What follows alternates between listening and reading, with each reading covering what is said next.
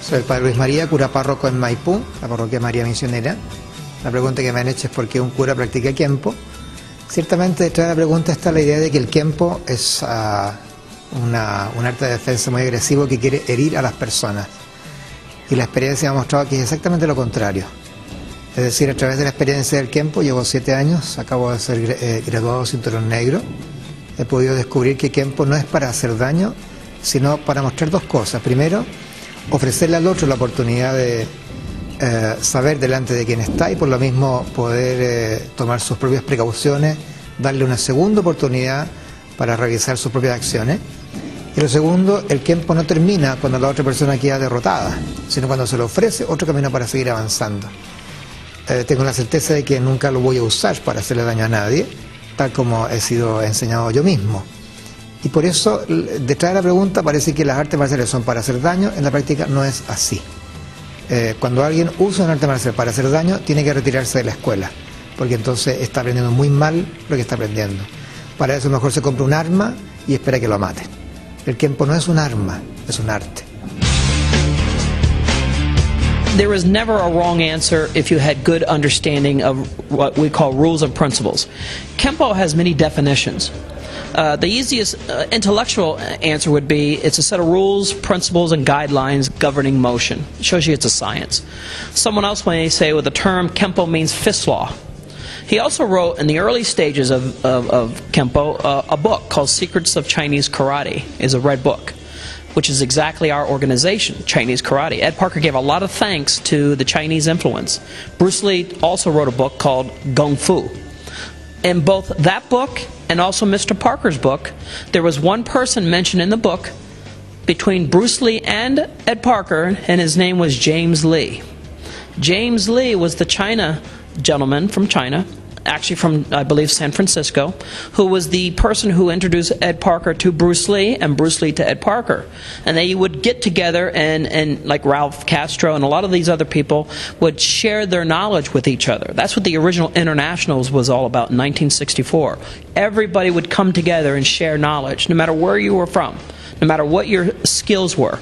And what that did is just typical American thought process. We can learn from everybody.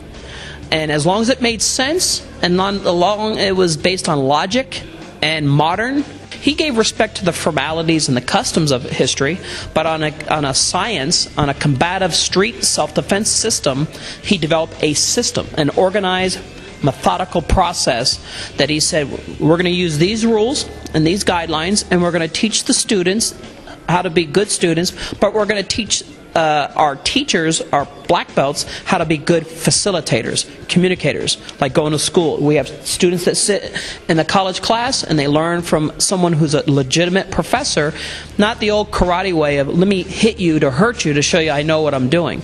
To educate them, to make them feel good. I can't wait to go back to class tomorrow. So we're not there to hurt them. We're there to show you that we have a passive side, tiger and dragon, soft and dynamic. And there's a spiritual side to it too. It's a way of life. Okay, so for the young children, we teach them good manners, how to behave, how to say thank you, how to stand tall, how to say no. Okay, and more so, how to protect not only themselves but their family. How to not be afraid to put their hand up to talk to a teacher when they have a question. How to have confidence through physical exercise. In America, a lot of the young students in the school system, not too much exercise, too much computer. Babies have a thing and they put in their mouth. We call it a pacifier. Well, they've graduated that. It's called Nintendo. So one thumb, two thumb. It's modern day. We have what we call 6 magic words. Yes, sir. No, sir. Yes, ma'am. No, ma'am. Please. Thank you. In Ireland, I did the same thing when I came to his parish. Me and the children don't speak the same language. Okay? But there is one language everyone speaks. And it was taught to me by a 2-year-old little girl. And she's now 12. That was my daughter. My one child. And what she taught me was something at 2 years old, no matter how far she was away from me, that I couldn't yell. I could look at her, she could look at me, and I went, I love you. And I taught that his parish. And as I was leaving, a little boy come running up, and he pulls on my pants. And I look down at him, and he goes. So it's contagious. If I make you smile, you'll smile back. And that little boy and I made a relationship. If you can't find a better Kempo, then that is why we wear the patch over the heart. Because you must have heart. You must have love. Okay? Because it's easy to hate and hurt. And society is broken. We have good and we have bad. I'll stay to the good. We'll try to fix the bad. Not everybody. But we'll pull a couple over. The students, as you listen, you can hear them practicing what Mr. Kaliga had taught them. They're fascinated. They're not out hurting. They're using sticks with a smile. They're enjoying the language of the Filipino culture. Culture is beautiful history. That's outstanding. So we got Hawaiian culture, Chinese culture, Japanese culture. From Chile, your culture, my culture. I think Kempo's a good fix. You get people like Liwedleg, Huck Palanis, I can really go on. It's John Sepulveda, Jeff Speakman, Mr. Tatum. These people are wonderful branches of the Kempo garden. But we choose who we want to share our roots from, our lineage. Because you can't go around telling everybody you with everybody. You got to stay at one home.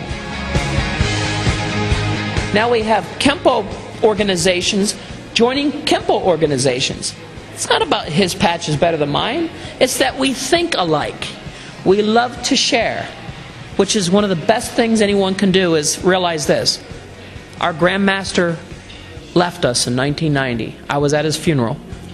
Mr. Pick, Jeff Speakman, Bobby Lawrence, Joe Palazzo, Paul Mills, Frank Trejo, Roy McDonald, they were the pallbearers.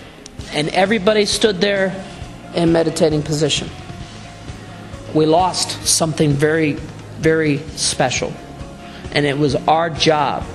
It was our job to let it keep alive.